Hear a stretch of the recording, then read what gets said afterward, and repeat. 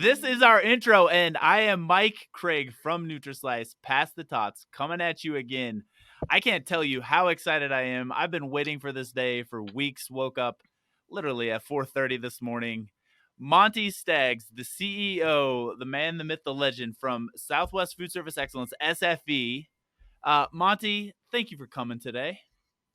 Mike, I am so happy to be here. I've been begging to come on this incredible podcast you have put together, and finally you returned my call. So I'm really happy. Thank you.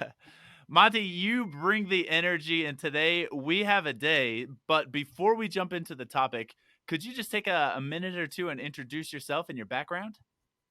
I am the CEO of a food service management company, SFE, and all we do is K-12 child nutrition across the country. We were founded in 2004, have about 170, 180 partnerships across some 20, 25 states, and looking to grow rapidly more states and more districts, more students. My background, I'm a chef. Why they let a chef lead one of these companies, I don't know, but we have a lot of fun doing it. Put together a great team, and look at ways that we can bring incredible food to kids and sort of get out of the stigma of what the box is and the traditional K-12 school food service. So trying to elevate that cuisine, but get kids really expanding their minds. That is awesome, Monty. And I don't think the podcast. I don't think we have time today, but maybe we should just get your socials in the show notes. You did spend some time cooking in LA as a chef for many celebrities, and I'm sure there's.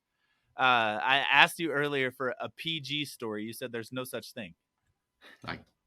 Not some. I did fine dining in Miami, Houston, and LA, and quickly realized that I was never going to have a personal life. Those guys and ladies that do that, hats off to them. That's a very tough life, but had a lot of fun doing it.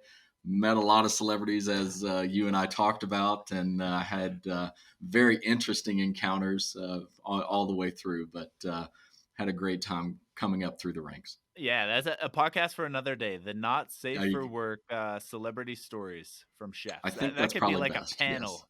Who would not attend that, right? It would be highly viewed. That's awesome. Well, Monty, as we jump into the conversation today, like what is when you get a culinary background like you have and you jump into school nutrition, are those compatible? Hey, I got to tell you, when I first came into this some 10 years ago, I got into this, Mike, because my kids and you know one of them very well.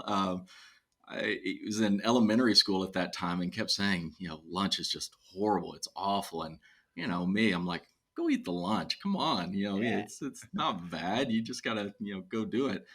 And finally, I had the opportunity. I wasn't traveling one of these weeks and went and had a meal with my son. And yeah, he was right. It was awful. And so really started looking around and found SFE and some incredible owners that had launched this company. And, they made it very easy for me, Mike. They said, hey, come in with your restaurant background and we want one thing. We want the best food in the industry. And so that was my goal from day one, and hired an incredible bunch of chefs across the country that have really helped bring their creativity and expertise. And from that, we have an absolutely amazing program for students out there, and I think the proof is in the pudding. We've been the fastest growing management company in this space over the last 8 years. So, something I know I'm very proud of, but I think our teams are more proud of, even more so than I am. So there's something to be said for a culinary driven experience inside of K-12. It is possible, Mike. Absolutely. It is not only possible, it's done every day in SFE schools. I mean, I'm not, dusting off the resume to go be a hardcore journalist, but, historically, because school nutrition's federally funded, there's federal mandates and regulations. I think a lot of people have felt like because of those constraints, it's really hard for a chef to come in, from the outside and say like, okay, we can actually create amazing food experiences within these parameters. You're saying it's possible. Mike, I would say just like anything you engage and really want to put your mind toward, it's not easy. I'm certainly not saying that. Yeah. Working through the regulations and what goes into that, and sort of give you a quick story. One of our first culinary workshops when we were creating new concepts, chefs come up with amazing food, and then we have our team of dietitians come in and say, nope, you can't do that, you can't do that, you can't do that. And so we have to go back to the drawing board, and there's numerous iterations of food and concepts, and that's only one step. Then we have to go out there, and my belief is I can say something's great all day, but I have to put it in front of the students. And listen, I have made quite a few recipes here that did not go over, and so there certainly are some in the trash can that I have made, but it's that variety and that teamwork of pulling culinary visionaries of these chefs, but also the talents and the expertise of our dietitians. Matching those together and driving forward, you can create incredible cuisine for students. Yeah. I mean, as we jump into this, how do students and their palates compare to other customer types and customer segments? I would say it's harder. Yeah. I was in, you know this, I was in restaurants for so long, and came over to K-12, and you think right away, hey, we can do that easy.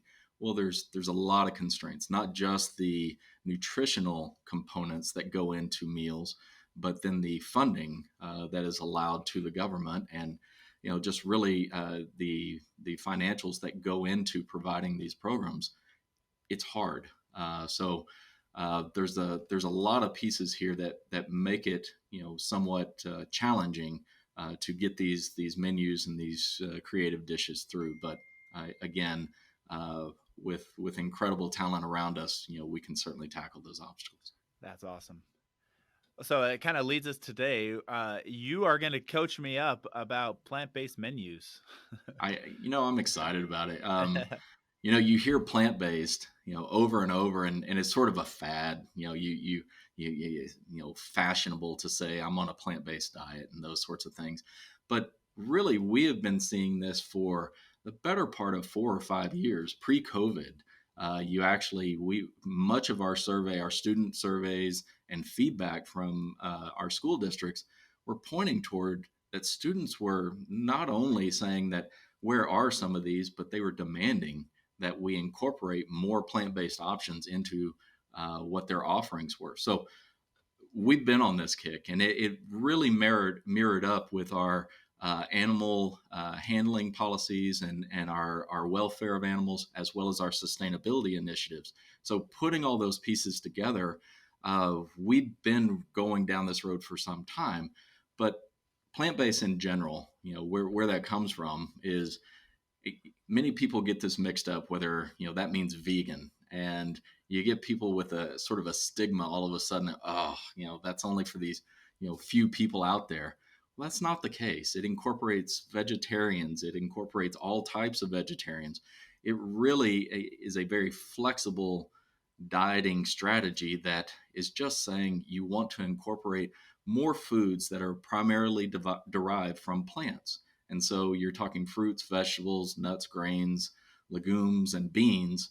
And from that, you get a very nutrient dense offering, which is, creates healthier lifestyle and on and on. So it's more than just my Impossible Burger. It is. It is. It's much more than that.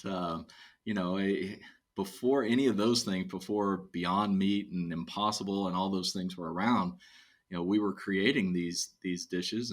But you think about it, Mike. I love it. We have interactions with students, and I get to go in and sit in front of them, and we talk about exactly these things. And you get, students right off the bat is, I don't want that. That's vegetarian. Well, do you like ketchup? Well, yeah, I love ketchup. Well, ketchup's plant-based. And so, that's one example, but, I'm not a proponent of somebody having a plate of ketchup, but you get my point. There's many, Yeah. many foods that we eat that are plant-based, while there's a whole lot of very healthy benefits that come from a plant-based diet. You can also go the other way, and you can season this with salt and lots of fats and everything, and you can be unhealthy as well. And there's a lot of controversy out there about the plant-based burgers, some of which you named, and how well that is from a nutritional standpoint versus traditional animal proteins. Yeah. I got to tell you, Mike, we're not sitting here saying it needs to be one way or another, and I'm not on a soapbox saying you've got to be plant based. I'm simply responding to exactly what it is our students are asking for, and when they're craving plant based items for their dietary pieces, that's exactly what we're going to give them, and that's always been our philosophy. And I think you and I talked about this once. Is you know many of my competitors will go out there and they just have a menu that's derived from a corporate office somewhere, and they put that out and they run it, and it's a 6 week, and they just flip it over and over all the way through the year. That's never been our belief. My belief is, if I ask you what you want for breakfast and lunch, and then I actually listen to you and serve those items, you're going to be more prone to come down and eat with me, not just that day, but you'll trust in us that we're going to continue to do that. So we make menus. Every one of our partnerships are different, but we listen to those students in that particular district, and we menu based on what they tell us each and every month. So a lot of That's work on awesome. my dietitians and nutritionists out there, but they do an incredible job balancing that out. That's fantastic. So, as a first time kind of individual who's learning about plant-based menus, I think Yeah. what's important is to kind of expand the definition and say, hey, you've gotten the marketing for all these plant-based burgers from the fast food joints, right? Like, and that's Yeah. great, but you need to basically, you know, think bigger of what a plant-based menu or plant-based items could look like, and Yep. incorporating more of those into the diet. I think that's a fantastic thing, because coming into it, I don't know if I fully was aware of it. And then what you're saying is, when you jump into a partnership and you're out talking to the customers, figuring out what they want, this is actually driven from them. These are things that they're asking, more plant-based options. Absolutely. And you look at, like, we partnered with a local chef in Arizona, Chef Sasha Raj, and she used to run or owned her own vegetarian vegan restaurant. It was very successful, and we were very happy that we could entice her to come work with us. But expanding upon our repertoire of plant based items, that we can really broaden the scope of what we're able to offer out there, and everything from grande bean burritos, and not just your traditional beans, but we've got black bean tostadas, and we've got mac and cheese that has no cheese whatsoever in it. And I was amazed, because everybody at first, you're talking about using things like potatoes and butternut squash and Wow. hydrated cashews for that creamy, really nutrient dense making of the cheese sauce. You blend all those together and you season it properly, mix that with noodles, and you have a wonderful mac and cheese. And I still remember we were, we have a series called the Local Chef Series. And she came in, we were doing this, and I had some of my diehard, meat eaters behind the scenes, and my chefs at team, and they started tasting it, like, oh my goodness, this is great. And Yeah. so we had no leftovers, and it's all because it it's just about proper seasoning, proper technique, proper preparation, and really thinking through how we can get these nutrient dense recipes in front of kids. And listen, it's not for everybody. Some kids are not going to like this, and that's fine.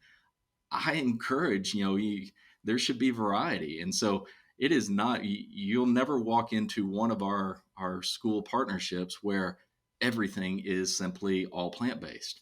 We have offerings for everyone. And again, it goes back to what the students tell us. But right now, and I would say more than ever, the real drive and focus is they are asking and craving more plant based items for their own health and well-being. And, I'm sort of rattling on here, Mike, No. but I got to tour, and you know how I like to get out in our school districts and see our teams and tour through schools.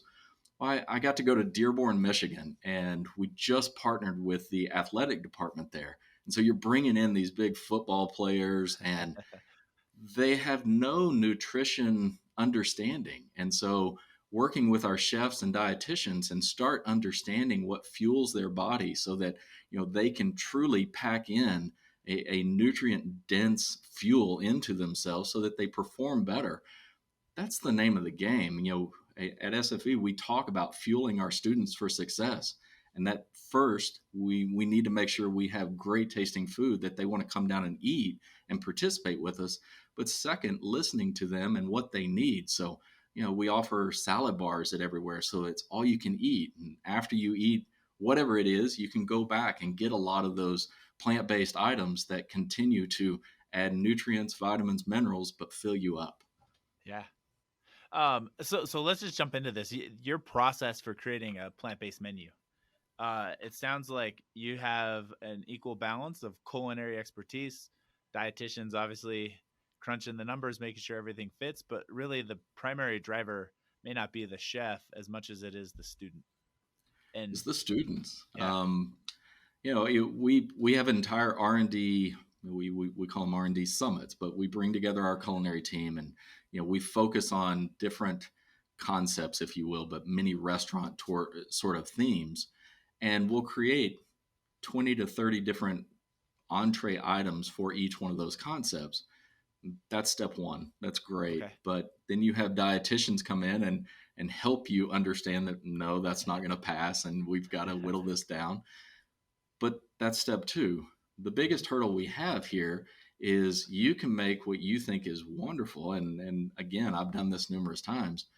You have to go out there and try it with the students. But once we do, and that's something that I truly believe in, every single month, we ask our teams to keep sampling and surveying our students so that we can get that constant feedback. But as our culinarians are coming up with new items, and many of these being plant-based, like the mac and cheese that I just talked about with no cheese, um, we take that on the road and we let our students have samplings as they come through the line so that we can collect that feedback. And it's amazing how quickly they want that adopted into their menu rotation. So it's had a tremendous and really positive receptiveness from all the Yeah. students. Yeah, that's awesome. Let's double down on the mac and cheese, All just as right, you shared it. So, I mean, it actually, like, I wanted it. So, I'll plant-based send you mac to and YouTube. cheese, plant-based mac and cheese, and you said there was a butternut squash. In the recipe itself, Yeah. whether it's you've got butternut squash, and that's really for the texture and creaminess, but also adds a little sweetness. You've got regular potatoes that are boiled, and then you take cashews and you actually soak those and hydrate those to a point that they're it, obviously extremely hydrated, but contain a lot of water. Put all that into a blender, blend it up, and you get this creamy mixture that is wonderful as a cheese sauce replacement, if you will. But we use it on mac and cheese. You can use it topping enchiladas. You can use it in so many different cuisines. So it's a very versatile type sauce. And then you're just talking about different seasonings to change its cuisine base. So Yeah. it's a lot of fun. Well, I don't know if this is an appropriate question, but Go for it. the costing behind that, like, come on, if I can just go get the cheese sauce, it's powder, I add water, and it's there. Is that like, talk to me about the economics of Well, plant-based this is menus, maybe using this as maybe an example. absolutely it's not Kraft mac and cheese. How about that? You know, and we've all had our fair share of that. It's Yeah, not yeah. powdered cheese. Um, the cost element comes in, and it's actually many of the plant-based items. You can certainly put as many ingredients in this as you want, and raw vegetables tend to cost more than many of the processed items just because it has seasonality to it. But balancing that out throughout the year, utilizing root vegetables that hold and are very cost effective, such as potatoes and butternut squash, you have a little bit of cost in the protein dense cashew nut, but not a ton. And once you put all that together, you're talking about adding it to pasta. So looking at the financial element of working within the confines of uh, the cost structure of USDA and the National School Lunch Program, it works very, very well. And so That's we awesome. look at that. We look at our Mexican and Latino fare, the grande bean burritos, the black bean tostadas, things of that nature. All of those, again, not only we look at desirability. When we're surveying, we want to not only match, a high desire, but we want to match, obviously, working within the cost structure that we can. Yeah. But all of these work very, very well. And then you're talking about many of the Italian foods that you're looking at: spaghetti and marinara sauce, baked pastas, all these um, vegetarian pizzas, all things that are not foreign to students. It's not polarizing where students don't want to try it. So they're more prone to give it a shot. You put Yeah. mac and cheese out there, you put a pasta out there, kids will give it a shot. And generally, human nature, it takes on average 7 samples for a student or anyone to truly gravitate to that item. And so, we are at an advantage, whereas parents not can't always do that because they're constricted by budgets and time and everything else. And when mom and dad are putting out, meals at the end of the night, you just want something, Billy and Susie are going to eat. We get the luxury of having many different options out there so that we can expand really the palettes of all of these students. And we do that at a very young age, all the way from kindergarten all the way up through. So we find that many of our students walk out with a really healthy and variety of cuisines that they truly crave. I guess the right way to ask this is, you work on these experiences, this plant-based menu, Mhm. and then who are your customers and what's the appropriate messaging to each of them? I'm thinking parents and the students themselves. You've obviously got, Yeah. administrators and staff, like they all need to know probably at different levels just the value that you're driving. I think from students, we find athletes have a misconception that plant based, that you can't get enough nutrients and caloric intake to sustain you. But Mike, you look at, there's professional athletes out there that are plant based, vegan or vegetarian, such as like Venus and Serena Williams, Lewis Hamilton, 7-time world champion in Formula One. Might follow Lewis a little bit. You've got Justin Fields, quarterback of the Chicago Bears, is plant based. Alex Morgan on the women's national team, soccer or football, depending on World Cup, how you look at it. And then even like you, my son and I were talking about this, and he follows UFC, and Nate Diaz, who's a popular name among UFC, he's been plant based since he was 18 years old. So Great. you can absolutely get those things, but selling, to athletes, one thing that there's a misconception that you can fuel up on plant based. There's a dynamic there. On From the general student population, it's about variety. It's not about calling something plant-based or vegan or vegetarian. It's about creating great food, and whether it has an animal protein in it or not, it has to taste great and provide all of those benefits for the student. And that's what we look for, no matter whether it's plant or animal based. Doesn't matter. For the parent, I think you and I would agree. We want better for our kids. We want them to grow up with a healthier understanding of health and wellness and how to achieve that. You know, better than you and I trying to figure that out at our ages. And I know you're a runner and you kill the treadmill every day, but hey, for a guy like me, if I can incorporate 2 or 3 plant-based meals per week, it helps my overall health and wellness. It maintains my weight, and it's done a great thing for my weight. And I lost quite a bit once I started focusing on trying to incorporate more and more plant based into my diet. My health overall, and just annual physicals, it all works. So from a parent standpoint, not only is your student getting the benefit of all these nutrient dense options, but you're also getting where we can expose your child to many different cuisines and expand their horizons.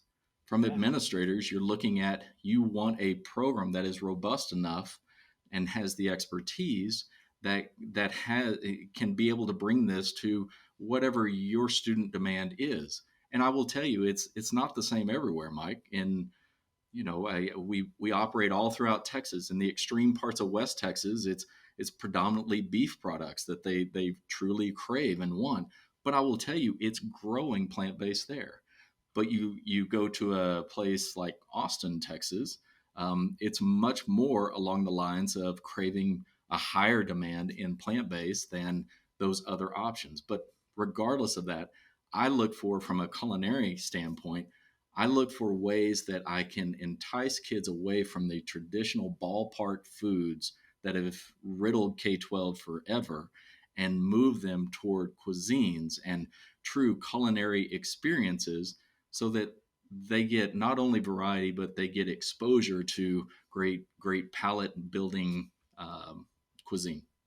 When I think back to the ingredient list of my mac and cheese with its powdered cheese, Yeah, compared it to, a butternut squash, potatoes, cashews put together, the health benefits have to be there. If we're talking to there are. dietitians, what's the comparison, and just how much Well, healthier are plant-based menus? I, And that's a traditional American menu type is very high in saturated fat, trans fats, high sodium, on and on and on. That's plagued the American diet for forever. Um, Looking at a plant-based menu, or uh, really trying to embrace that lifestyle, you get a lot of vitamins and minerals. You get a very fiber rich diet. It leads to heart health. It leads to lower diabetes, or type 2 diabetes out there. So there's a yeah. ton of health benefit. It also helps you, obviously. You can pack a lot more food in so you feel full, but you don't have the caloric intake. So watching your weight and maintaining a healthy weight for your body type, all of those things come into play. And so, can you overdo it? Can you get beyond that to where your plant based menus and recipes are not beneficial? Absolutely. Again, it comes back to, you have to have the proper preparation. You have to look at the actual elements that are going into it. If you just load it up with salt and lots of uh, uh, vegetable fats, anything in excess is going to somewhat be harmful to you. So, again, it takes some education on that front of moderation, but again, preparation and the right ingredients, it tends to produce a much healthier lifestyle. So if I'm hearing so far, like, this just feels like a home run, right? So there's, you know, as far as the economics of a plant-based item or plant-based menus, it's, maybe there's wins, maybe there's losses, but it's not a huge difference kind of fitting it in there. Correct. What it does take is some more work, some thoughtful process into your recipes. There's definitely gains, there's possible gains to be had on the nutrition front. Are there other benefits? I mean, those are two amazing things. But what else? I mean, when you look at a plant based menu, sell me on it. Like, what else does it bring to the table? I think, overall, and again, I sort of go back to, when I get to go talk to students and actually hear from them firsthand. I, Going back and hearing and sitting in front of an entire football team and hear that they don't understand how these foods fuel their body and what Yeah, they do. Animal proteins, hey, they have their place, but too much, again, in excess, leads to many different things: higher cholesterol, heart, cardiac, It can make you feel sluggish, a number of things. Yeah. Teaching these kids and walking through how plants can actually fuel you and it burns more efficiently in the body. And we're not saying, again, Mike, please don't misconstrue. I'm not sitting here saying, it's got to be vegan, it has to be vegetarian, or no animal proteins. That's not at all the message. Yeah. The message is introduce more plants into your Balance. diet, Yeah. and any additional plants with your diet is going to have more healthful benefit than not. I'm not sure if there's any studies, but the academic side of things, getting these nutrients into our students is going to help them perform better in the classroom. And I'm not sure if there's been any data, you know, talking about academics in the classroom, but we do know that like we need to properly fuel our kids so that they can perform in the classroom. You're exactly right. There haven't been enough studies, and just because it takes so long to truly study all the way through a control group.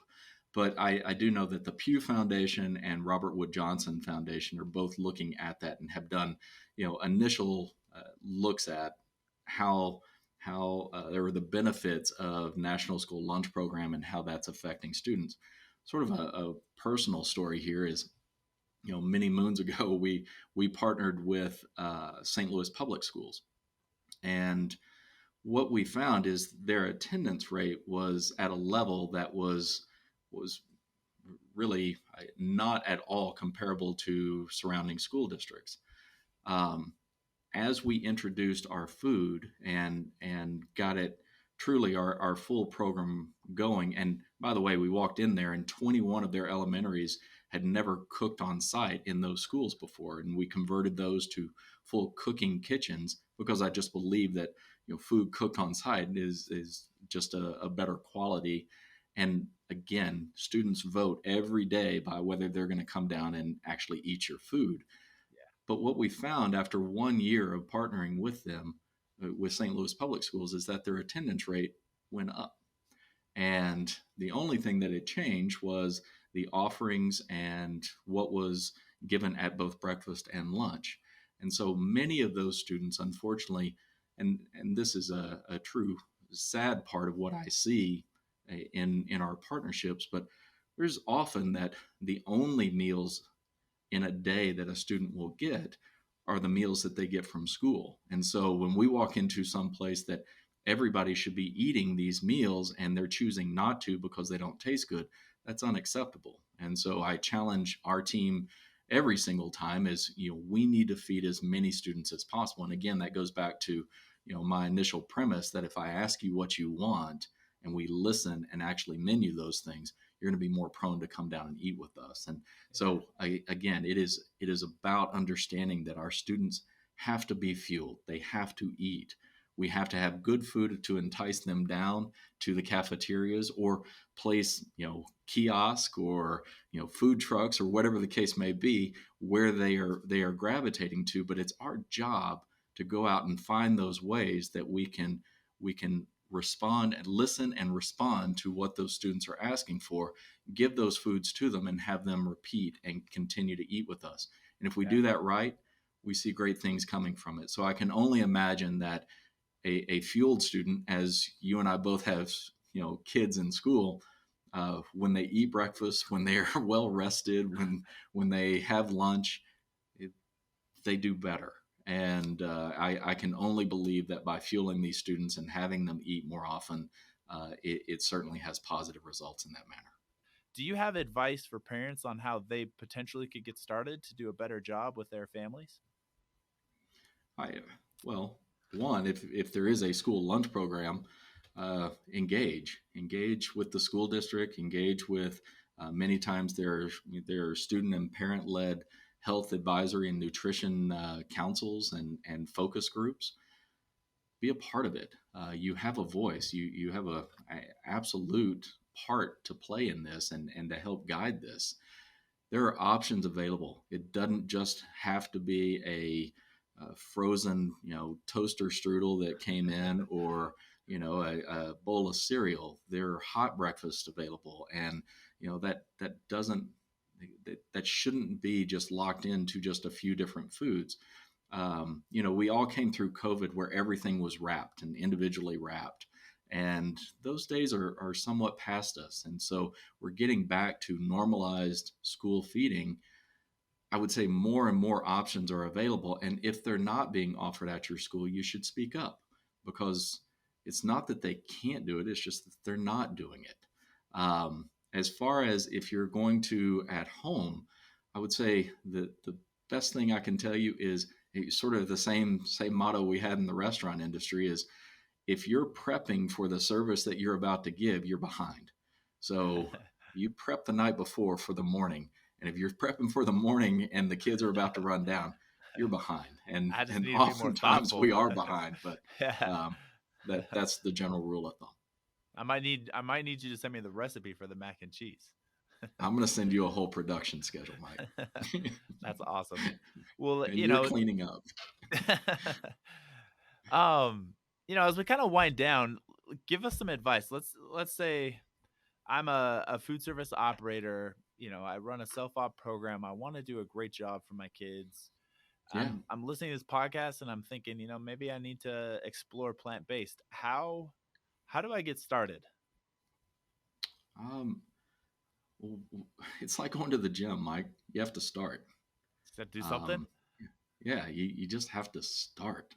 And that doesn't matter if it's me trying to lose weight and limit the calories that I'm putting into my mouth, or whether you're a food service director looking at your menus. I would say first and foremost, ask your students what they want.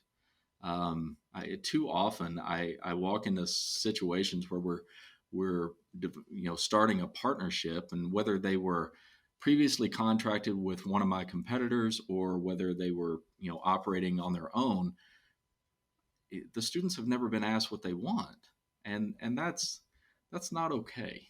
Yeah. That's just not the way to go. So don't be afraid. You have to ask. We run restaurants. That's really what it is. And in the restaurant business, we always talked about, you would have, certain people, well, we didn't get any complaints. Well, they just didn't bother to phone in, but they're never coming back. So you have to solicit feedback. That has to be a core of your belief. And if you do that, I promise, especially this day and age, you're going to hear a cry for plant-based. And then there are many resources out there for how to get those recipes. Many of the groups like Humane Society that we partner with on many different fronts has recipes. We post recipes. Many school districts share recipes back and forth. So there are a lot of places. If you can't find them and you're a self-op director, call me. I will be happy to share. So we want kids to be fed. We want more kids to get great tasting food, and whether that's SFE partner districts or not, it's our job to give students what they need to be successful. That's awesome. Well, any thoughts, any closing words, anything we missed during this conversation on plant-based menus? Man, I love it. As far as what we're looking for, we're going to continue to create. And so while it's plant-based today and we need to increase those items, and we will continue to do so, looking at new concepts, looking at new innovative ways that we can partner with students and in their school district to get feedback much quicker to us so that we can react faster. Again, the ultimate goal here is that we absolutely feed more students, and by listening and responding and hearing those students firsthand, putting those menu items out there that they're craving and that they're asking for, that's first and foremost. Making it taste great and be nutritious, that's certainly our job. But all of us have a part to play in this, whether you're a parent, whether you're a school administrator, or you're for the food service management company. And I'm very proud to be a part of this industry and what we're doing here. So we affect a lot of children's lives each and every day. And I've got an amazing team around me that is certainly making it look easy, but it's very, very hard, and they do it with style and grace. So, Well, Monty Staggs, thank you very much. CEO of SFE Food Service. Awesome, awesome job today. Thank you for coming. If I'm summarizing, blown away. It has to be student driven. You start with the students, you end with the students. You get their feedback. You're talking to them on a regular basis. You take that and you're building these plant-based menus and items, really bringing culinary expertise to make it taste great, and then on that, execute execute great programs. So thank you so much for coming today. It's been an honor. Thanks for coming on, and we will look forward next week as we drop another episode on Pass the Tots. Love it. Thanks, Mike.